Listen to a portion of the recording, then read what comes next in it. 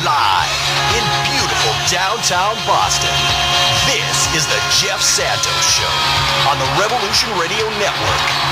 Rebuilding America together. And now, here's Jeff. Hour 3 of the Jeff Santos Show. And it's an entire hour with our good friend from the 206. MTC will be in the house. He, of course, has been doing some great work, folks. You can follow him on Twitter and on Facebook as well. And he has been everywhere covering really an amazing transformation in Capitol Hill, urban center of Seattle.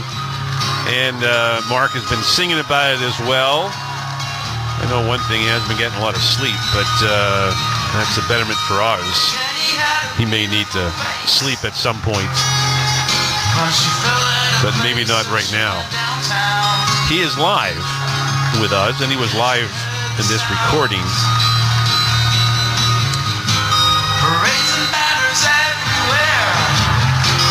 Someone put a flower in her hair, so she marched along. Play a little bit of this as we bring in our good friend. Singing protest songs.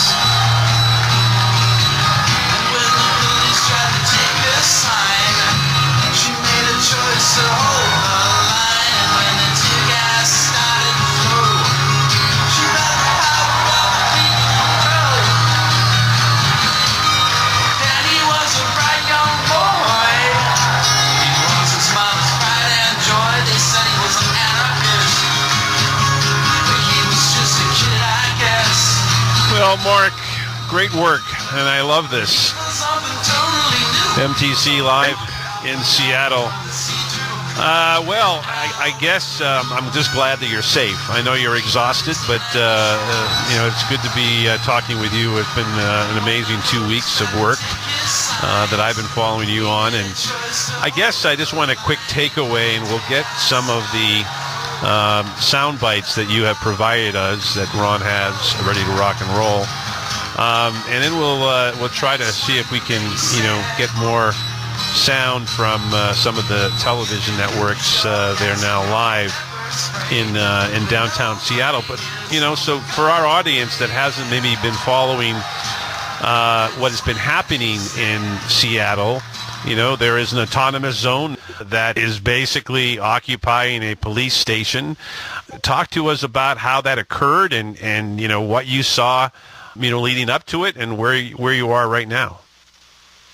Well, Jeff, this is your intrepid reporter on the outskirts of the Seattle Autonomous Zone, which is actually being renamed the Capitol Hill Occupied Protest. Okay. Which sort of harkens back to the Occupy Wall Street protest a bit. And there is a huge encampment here where there are lots of tents and people have gathered and are actually living in this space now.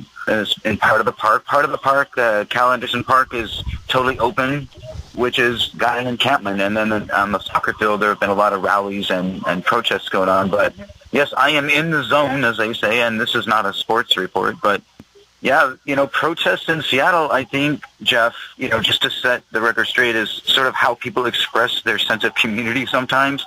So a lot of people like to gather, and they feel like they've won a victory because there was this huge standoff outside of the East Precinct, and I called it the Pink Umbrella Riot because it all started when a police officer attacked a pink umbrella, and then that sort of became the symbol of the movement, the power of the umbrella, which protesters were actually using to protect themselves from rubber bullets and tear gas canisters and flashbang grenades, all of which are very, very dangerous. But the police kept using these military-grade crowd control weapons on the protesters, which were largely peaceful. And then after a huge backlash, people just kept pushing the police lines back to the East Precinct. Every time that happened, every time the police dispersed people, within a few hours, they pushed the police line back to where it started. So then there was this loss of trust with Mayor Jenny Durkan, because part of one of the demands of the protesters at the Autonomous Zone, or CHOP, as it's being referred to, is the resignation of the mayor for failing to rein in the police department, because after promising that there would be no use of tear gas again, both by Carmen Best, the police chief, and Mayor Jenny Durkan, then the police, within a few hours, then subsequently unloaded unprecedented amounts of tear gas in the Capitol Hill neighborhood of Seattle, which is the highest densely populated neighborhood north of San Francisco, I believe. So Mayor Jenny Durkan got a big pushback on that. She got booed when addressing the protesters.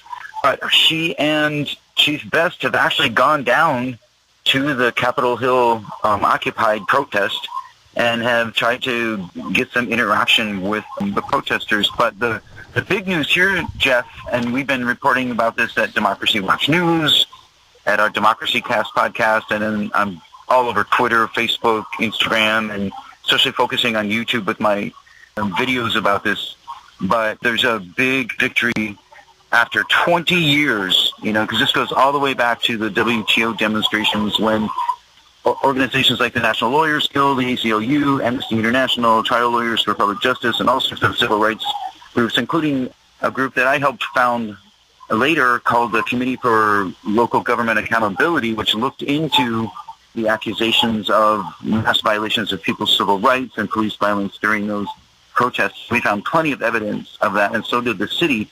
But they failed to follow through with the recommendations that these organizations brought to the city, and those reports are still available. Anybody can read them. They're public record, and there's a whole series of recommendations, including banning the use of military-grade tear gas on protesters, which, one, is an environmental pollution issue because it fills the entire city with fumes and clouds. So you can imagine, for children who have suffered, we heard some public testimony at the City Council's Public Safety Committee meeting about that with a young child that was suffering because of that kind of. We lost Mark. I want to play cut one because this gives a little bit understanding of what you've been dealing with, and talking to people. Ron, could you give us cut one, please? I grew up around the Panthers time.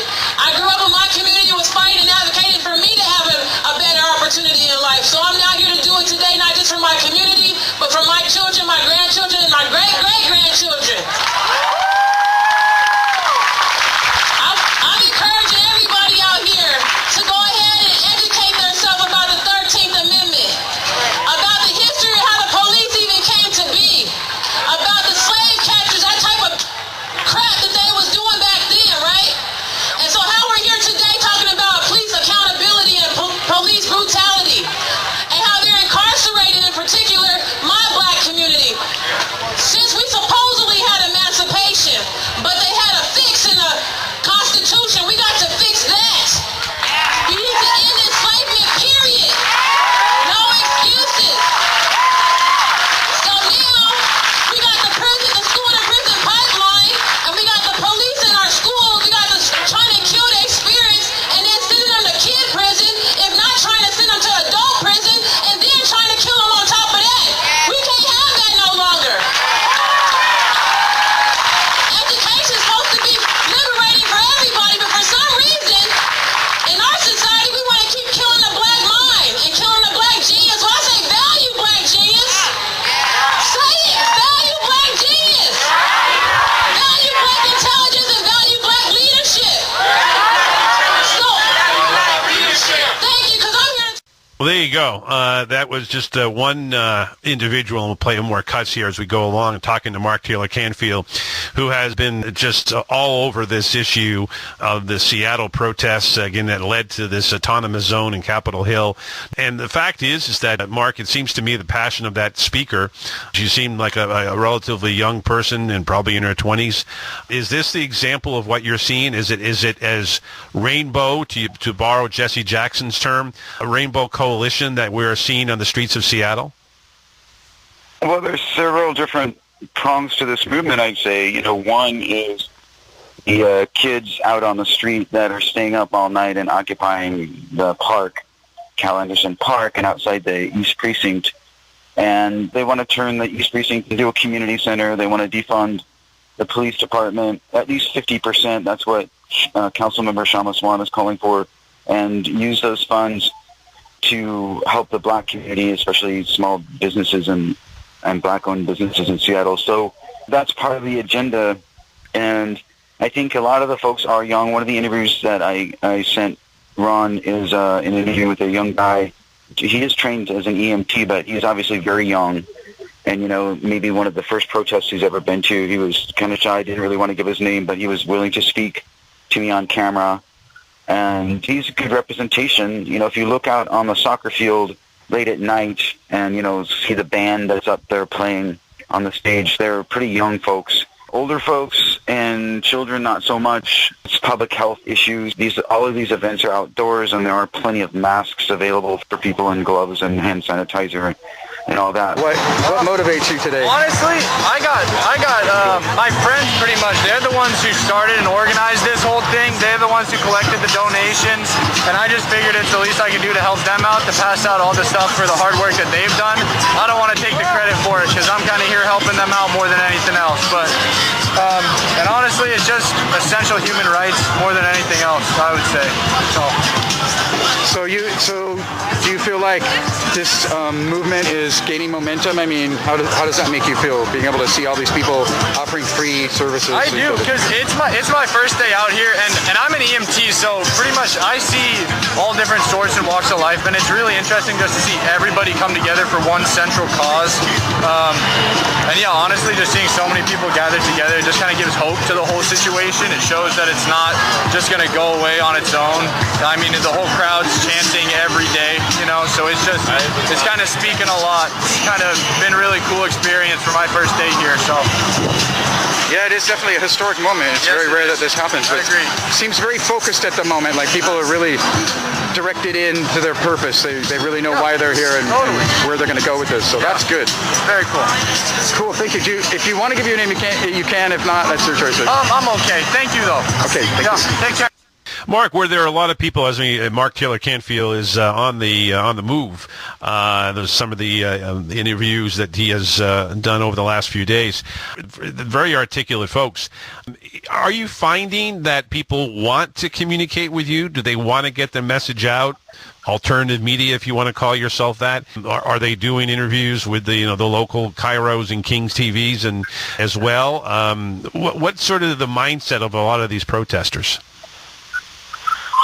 I hope the noise is okay behind me. I hope you can hear me okay.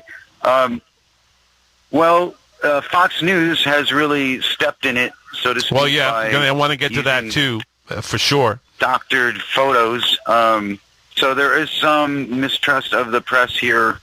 I find that most young folks are pretty hesitant to give their names. But you know what? On Friday, Jeff, there was a march that included 60,000 people supporting the black community in Seattle, marching from Judkins Park. And that kind of community, provides a lot of political and emotional and social and community support to people. So I think the more people see marches like that, the more likely they're going to, step out and be recognized. There are, of course, some folks who have given a lot of speeches and led a lot of marches around town and have been recognized by the media as leaders.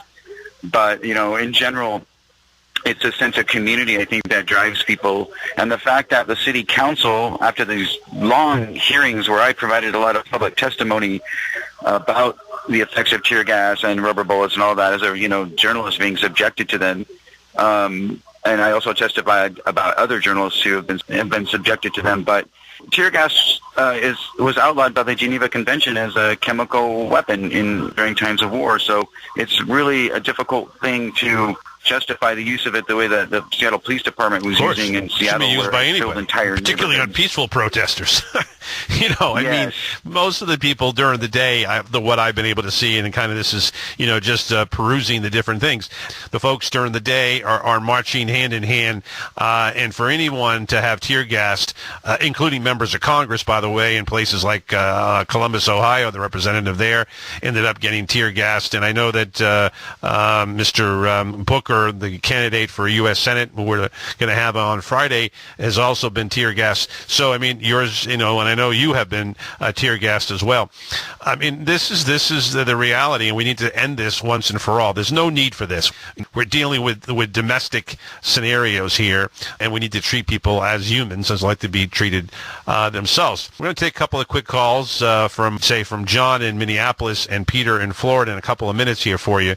But I'm interested, Mark, are you confident that Ms. Durkin, the mayor, has sort of turned the page, or is she going to be? Is it going to be one of these deals where whether it's the feds or whether it's the state government is going to come in? And because I saw this firsthand, with the Occupy movement, we were trying to do an event there live, and the federal government at the time, Barack Obama and others, told the mayor of Boston, do not let live broadcast emanate from the Occupy zone, and we couldn't get a permit to do it. So I'm wondering, are there people who are worried that Durkin could flip-flop again? I don't know. It's hard to tell you. She's typically Seattle candidate for mayor, and that she ran as a progressive and then sort of started siding with Bezos and Amazon and more the commercial interests in the city. Although recently she's been on CNN trying to counter a lot of the right-wing false narratives and propaganda that's going on about this so-called autonomous zone. It's actually, a lot of the protesters, can't really speak for them, but what they've told me is that they really feel that it should be referred to as a protest, and that's why they've sort of renamed it the Capitol Hill Occupied Protest, because the First Amendment to the United States Constitution supports their right to gather peaceably to address their government for redress of grievances. So that's one of the reasons, I think, why they would like it to be called a protest. So CHOP is how it's being referred to as a hashtag CHOP. And then, I wanted to tell you, by the way, there is a big concert coming up to fund COVID relief programs, including Pearl Jam and some great bands. But I've actually been able to perform some music myself at some of these protests, and we marched down to City Hall with Councilmember Shama Swant. She opened the doors for 1,000 protesters who marched into the building and demanded resignation of Jenny Durkin. I played a song there, and the crowd got a standing ovation. The crowd loved it because marching all day long, sometimes people just need some music to let loose and enjoy. It's a great way to sort of release the tension. Victory. I want to take victory in Seattle, Jeff. For civil rights, it's you're really leading the way. Another place, of course, is leading the way is Minneapolis, and I want to get John from Minneapolis on with you, Mark. Go ahead, John. You're next with Mark Taylor-Canfield, who's obviously been seeing a lot of progress, as hopefully the people in Minneapolis are going to be seeing too. Go right ahead, John.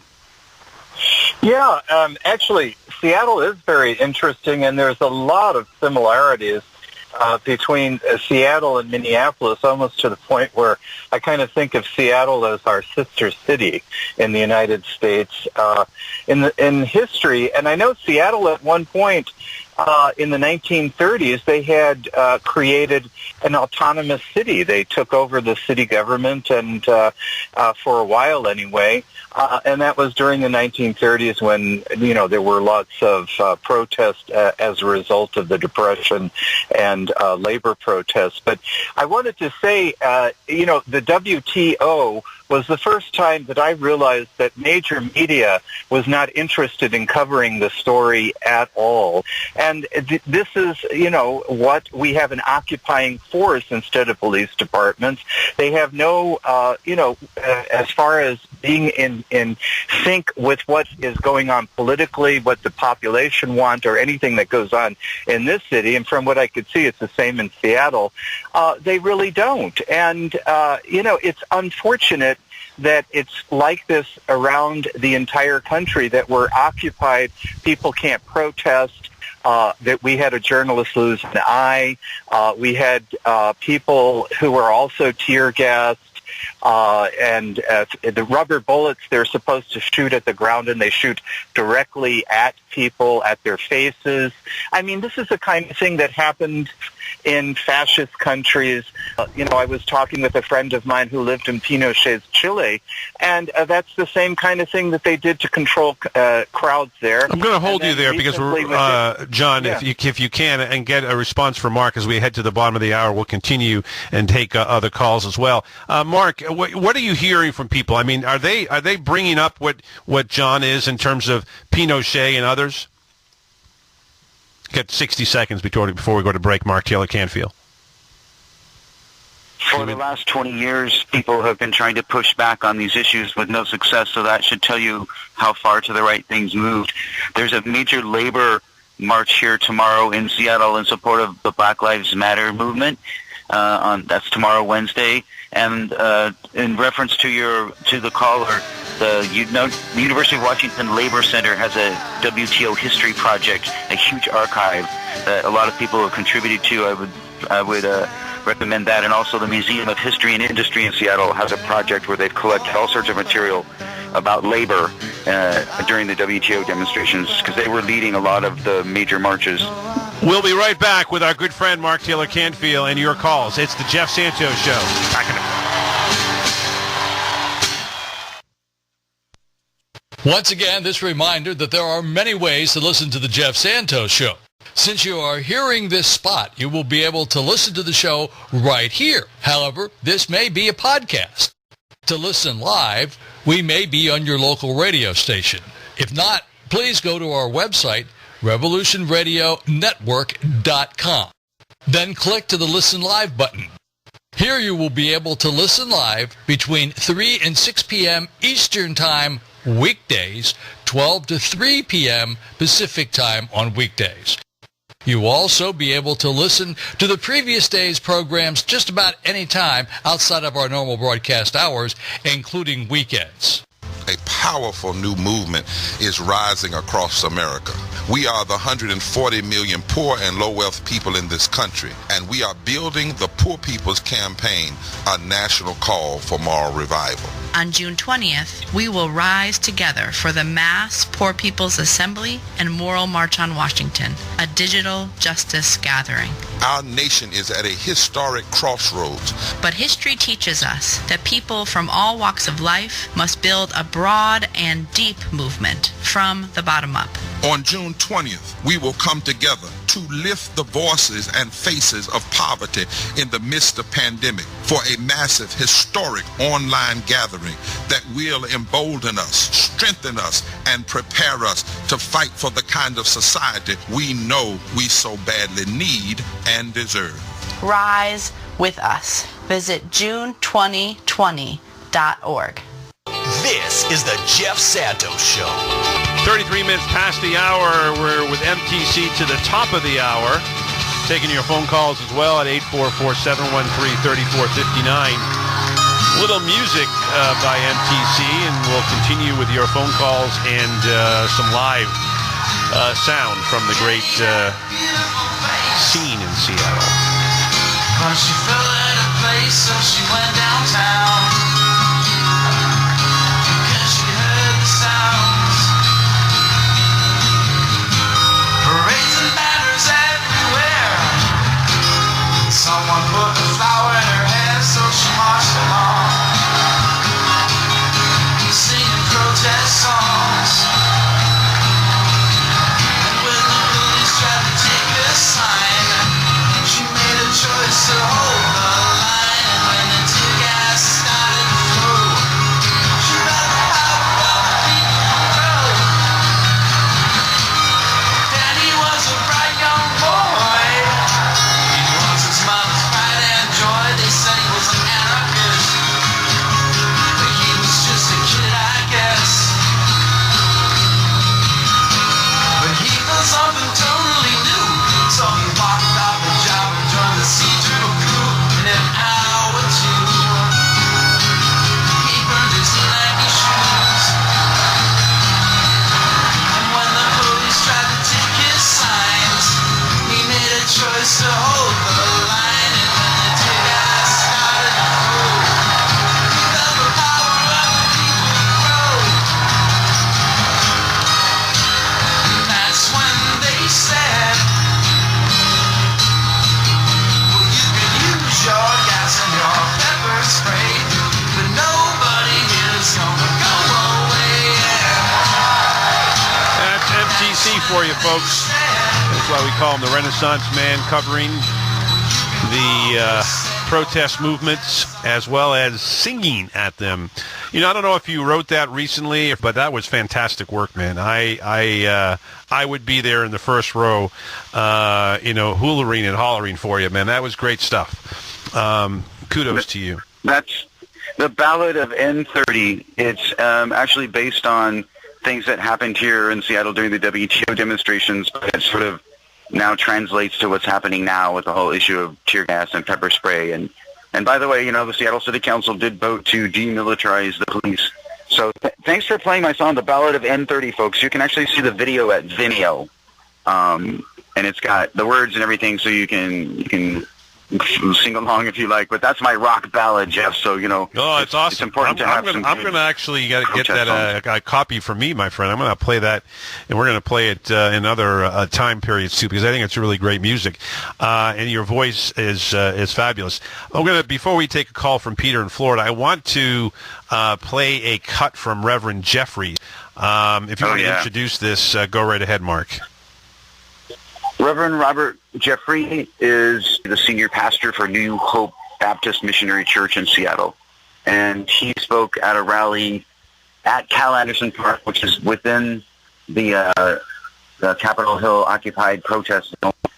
And he was part of a whole series of speakers partially organized by City Council member Sharma Sawant. And after he spoke and some other folks spoke, we all marched down to Seattle City Hall and had to speak out there, and I played some music, and people chanted for the resignation of Jenny Durkin. So this is Reverend Robert Jeffrey just before the march to City Hall. A scream by its very nature wants to get your attention. It's trying to let you know it's getting late in the evening. It's getting late in the evening. It's getting late in the evening. Time has come. The time has come. The time has come.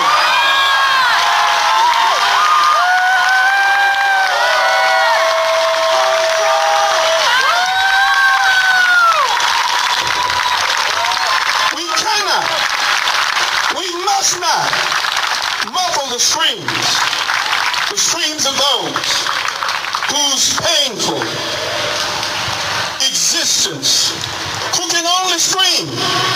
They have no power. They have no money. They have no influence. Their politicians have betrayed them. The police kill them. Their religion marginalizes them. They have no power. They must scream. So let us scream with them. Let us scream. Let us scream on Broadway. Let us scream. Let us scream on Pine. Let us scream. Let us scream. Scream downtown. Scream in City Hall. Reverend Jeffries, just part of what has been an explosive and exciting time to be in Seattle, and Mark Taylor-Canfield is in the midst of the folks right now. Mark, that was some exciting oratory from Reverend Jeffries. Look, I think there are plenty of fire to people around this country. I just hope that we can continue this and it can connect on the economic side that Reverend Jeffries just talked about and others, and I think that's going to be the key piece here as we move along. I want to go to a call here from Peter in Florida, who I think is understanding, now that this is a moment in time that we hope continues not only in the next week or two, but over the next month, the next year, because we need it. Peter, you're next with Mark Taylor-Canfield. Go right ahead, my friend. Hey, Mark Taylor-Canfield on the front lines. Thanks for your good work. Hey, just some observations that I got from people that I know in Tampa and New York.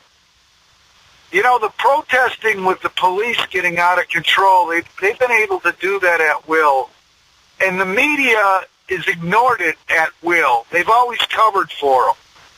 And the feedback that I got was the first few days of protest when the police started beating on people in front of the media, and the media wasn't covering it, the protesters were giving the media all kinds of grief, going, why isn't this newsworthy? Somebody breaks the window, you've got it on a loop for 24 hours. Right. And what I'm getting at, more and more people were coming down to protest. Let's say some of the people from the suburbs who were just getting out had nothing that, they brought the, kids in strollers down there. And then when the mayors and the police chiefs allowed the gas to go in the beating of protesters, it even amplified the situation where the media was eating crow, where they finally had to address it, because these aren't your normal people that cops beat up on, and it was on film. That 75-year-old guy's a great example, but I could give you other examples that you haven't seen in the media. That's a great Am one, I Peter. onto something, Mark? Yeah, I think. Let me ask Mark for that response. If you heard Peter, I know you're out there on the streets, Mark, but if you heard Peter, and that there are a lot of mainstream media that are not covering it, you and alternative media are. What are you seeing in Seattle? Is what Peter's saying been the example, the rule, or is it an outlier in the 206? Well, there are different media outlets in Seattle, and some, like Fox News, have tried to spin the right-wing pro-Trump scenario, which is all a bunch of lies, basically. And then, there are some stations that are more middle of the road. But I think in general, the community is much more focused on issues of racism and police brutality than ever before. And even some members, at least of the corporate media, are starting to pay more attention to issues that, frankly, I think, we should have been discussing decades ago. And the city government never quite addressed these issues the way that it should have. And finally they are. And I guess it takes a movement to make that happen. And that's what's happening all over the country and now, internationally, where people are challenging oppression in one way or another. And economic oppression is definitely an issue that people dealt with during the Occupy movement. So it's interesting to see, once again, another movement that, at least in Seattle, seems to be based a lot on community and community sharing. And there is another track, a clip that I sent to Ron of me in the park, talking about the sort of volunteerism that's going on there too, which is also reminiscent of the Occupy Wall Street movement, when people just got together and they started free libraries and gave all sorts of free services to the community. And if you go to that area of Seattle right now near the East Precinct, all sorts of supplies being offered to people free of charge by volunteers who just want to support the movement. And a lot of local businesses have been supporting the movement, so you get... Go ahead, Mark. Sorry about that. I was just saying how local businesses, some of them are actually doing well. Like the crazy thing is Dirty Dogs, the hot dog stand. Seattle's like New York. Hot dogs are very popular, even if they're veggie dogs or whatever. So on the police line, right, at the barricades where the pepper spray is being used and the tear gas and the flashbang grenades are going off, there's the hot dog stand, serving up hot dogs to people right on the police line next to the umbrellas. Yeah. Courageous. Reminds me of my days in Providence when there was a whole bunch of protests and almost riots out of a few nightclubs, and there's a guy at a hot dog stand right in the middle of it. I guess everybody needs to get their hot dog need. Peter, do you think that there is going to be a connection? You follow this as well as anybody in social media and so forth on the economic side, because one of the things that I'm frustrated with is that I'm talking with our economist who's talking about what's coming up on July 31st, but you can watch a whole slew of national media. You can watch, the folks that are on weekend TV on cable. Al Sharpton is an example, and they never talk about the economic issues. Of course, they affect a lot of people of color, but we never hear it. Do you think it's going to happen, Peter, where people are going to bring over the economic injustice that connects with the racial injustice? Peter? Well, indirectly, I think we're seeing it already. When I watch the protests online, I'm seeing multiracial people. They're all in the boat, the same boat, and they're also in the same boat economically. The same thing with homelessness. lack of opportunity in the economy. And just through my eyes, I see that, the desperate people and the people that are going to fight. And I think that it's going to be driven on social media. And just like the police brutality that it was exposed, it's going to be the same way from social media to national media. Fox News is always the exception. But, I mean, MSNBC and CNN sure haven't done anything in the last 10 years to really highlight police brutality. They haven't done anything to highlight homelessness. Yeah. And, or any economic concerns that really affect people. And they're going to be forced to. That's my observation.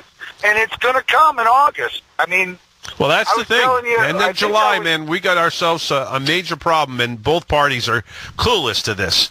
No, you're spot on, my friend. Always great to hear from you, Peter. Mark, if you are where you are right now, are people, talking to you? Look, I don't know if I'm going to have a job in 2 months. I don't know if my parents are going to have a job. Is any of that coming up in your conversations with these folks, or is it strictly on the racial injustice that's going on, particularly of people of color? And has that been the sole focus? That's definitely been the main focus.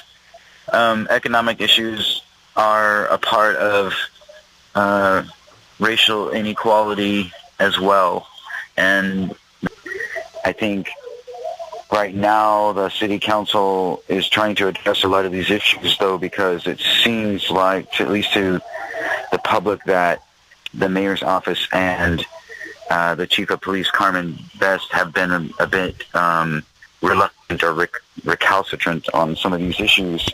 That's the impression of some of the protesters. That's why they're demanding Jenny Durkin's resignation, because, there's this attitude about democracy, which is something that Democracy Watch News covers around the world, is like pro-democracy movements require accountability and transparency. And if you don't have anybody, there's no elected official that you can hold accountable for the misuse of these military-grade crowd control weapons and brutalizing of protesters, then who do you hold accountable? And that's the question that the community is asking itself right now. Now, the city council, under Seattle's governmental structure, the city council actually has quite a lot of power.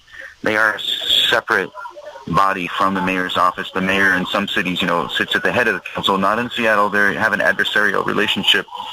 The council can call for the resignation of the mayor. That's been suggested by a couple of city council members already, so we'll see where that goes. But politically speaking, Jenny Durkin is not the hero of the movement at this point, let's put it that way. And although, like I said, she's been speaking out against some of the right-wing propaganda, at the same time, the thought amongst a lot of the protesters, the feeling is that she's just not quite as in touch with the realities of what it's like to be a person of color, not quite in touch with the younger generation to really want rapid change now. And, that's been an issue in politics all across the country. No doubt about that. And within the Democratic Party. For sure. And other parties as well. Talking to Mark Taylor-Canfield live in Seattle, on the streets of Seattle, not far from the autonomous zone where Capitol Hill, part of Seattle, there. I want to take a quick call, but I believe, Ron, we have one more cut left. Is that right? Do we have one more cut left, Ron? All right, let's take a quick call to our good friend Rudy to get a comment here on line one. Go ahead, Rudy. You're next with Mark Taylor-Canfield live in Seattle. Yeah, hi, Mark. I imagine that people are wondering, who do we look to? Where's the answers? There's no one to look to. What, the Republican Party? President Trump? The so-called leaders? There are no leaders. The only leader we had was Bernie Sanders. And they got rid of him. How? That's a great point, Rudy. How negative is it toward the political establishment? You mentioned Jenny Durkin. Is it just sort of writ large that we don't trust anybody? Is that the anger? Is that what is also manifesting itself there? I'm sorry, Jeff. The car was a little loud there. Could you repeat that? Well, Rudy was saying, he goes, who do you trust? Because, the Republicans can't be trusted, and then a lot of Democrats can't be either. Where are you? Where are people that you're talking to, who basically saw Bernie Sanders, who, thousands of people went to Safeco Field back in 2016 to witness. And it just seemed to me that there's a lot of people who are probably, looking for leadership, but it's not being found in many places, it seems. Rudy, a great question. I appreciate that very much. As we try to get Mark Taylor-Canfield back here, we're very lucky to have a great journalist like Mark Taylor-Canfield literally in the streets of Seattle here. And again, they have this autonomous zone. He has been doing just some great reporting on all this.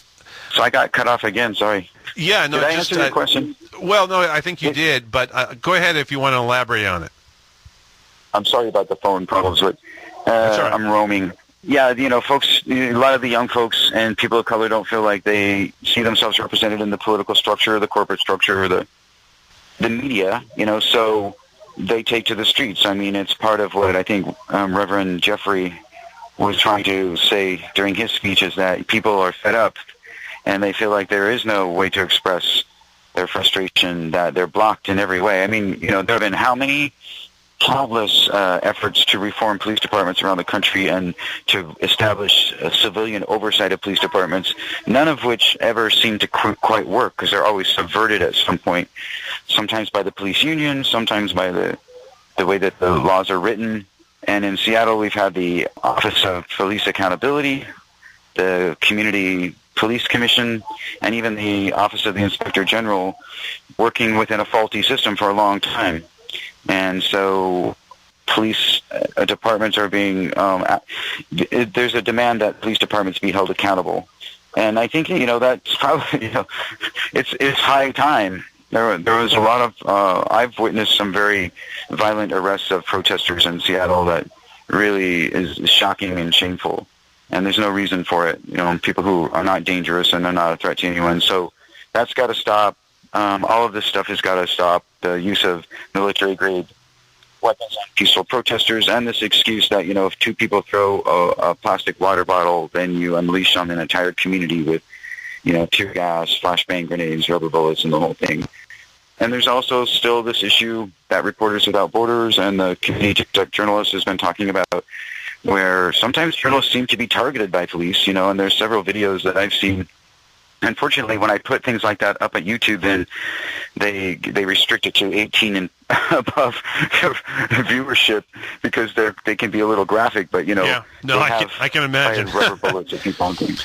Well, we just got a couple of minutes left here, but I wanted to get to one more thought here. John from Minneapolis was talking about Keith Ellison and his son, who's on the city council. Keith Ellison, the attorney general, really now kind of front and center on whether or not we're going to finally get a conviction of the officer who put the knee to the neck and killed Mr. Floyd. Are there people on the street that are aware of Keith Ellison, aware of what Minneapolis is trying to do to remake their entire police force? Is that something that people are chatting about when you interview them? Yes, and the city council is also very aware of it, and they've been looking into the proposals in Minneapolis and, trying to learn from them. And I would hope vice versa, because there's major reforms that are being called for. The Seattle City Council suddenly seems to be awake to some very serious civil rights issues that that's great. Former administrations were blind to. Well, that's it's past time. No doubt. Mark, thank you for the hour. Fantastic. Great reporting. Great music work. We appreciate it all, my friend. We'll talk to you next Tuesday. Hey, I want to thank Ron Kreider for producing this broadcast. Thank you for listening, folks. Thank you for calling.